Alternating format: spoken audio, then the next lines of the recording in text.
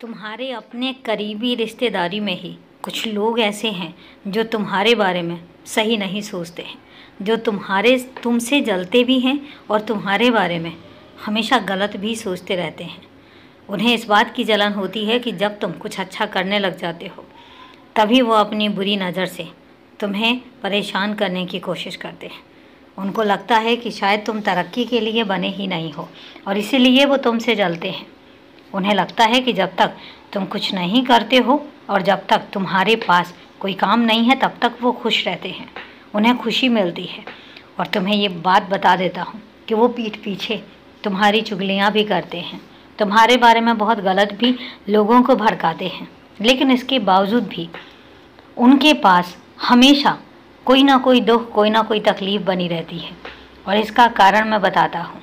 क्योंकि जब उनके मन में तुम्हारे लिए तो क्या किसी के लिए भी गलत भावनाएं आती हैं, गलत ख्याल आते हैं, जलन भावना आती है, द्वेष भावना आती है, तो इसके बाद जो ईश्वर है, ईश्वर न्याय करता है और उसके परिणाम स्वरूप उनको पलटकर वही दुख और वही तकलीफ़ें मिलती हैं जिनकी वो कामना दूसरों के लिए करते हैं। मैं ऐसे बच्चों को बार बार समझाना भी चाहता हूँ और मैं चाहता हूँ और इसलिए कहता हूँ अपने हर बच्चे को कि कभी भी किसी के बारे में कुछ गलत मत बोलो, कुछ गलत मत सोचो और कुछ गलत कामना भी ना करो, क्योंकि याद रखना जो कामनाएं हम दूसरों के लिए करते हैं वही पलटकर हमारे पास आती हैं और वही पलटकर हमें मिलती हैं। तो इसलिए अगर हम कुछ अच्छा किसी के लिए सोचेंगे तो हमें अच्छा मिलेगा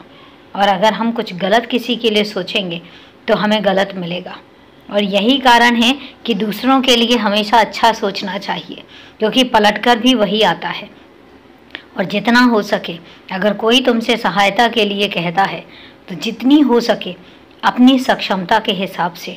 उसकी सहायता ज़रूर करो, क्योंकि क्या पता उसकी सहायता करके और उसकी सहायता में कौन ईसा ईश्वर कौन सा रूप लेकर आया है ये कोई नहीं जानता। और यही कारण है कि हमेशा दूसरों की मदद के लिए तत्पर रहो, हमेशा तत्पर रहो, हमेशा कुछ अच्छा करने का सोचते रहो, क्योंकि जब तुम कुछ अच्छा करोगे तो उसका परिणाम भी हमेशा अच्छा ही आएगा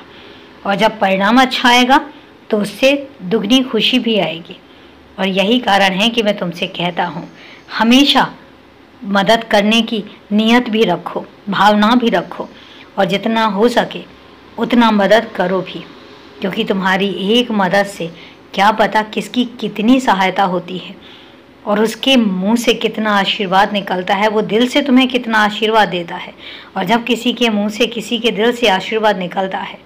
तब वो सीधा ईश्वर तक पहुंचता है और उसके बाद फिर ईश्वर तुम्हें बहुत कुछ अच्छा देने की कल्पना भी करता है और देता भी है। इसलिए जितना हो सके अच्छा करो, अच्छा सोचो और अच्छे विचार रखो।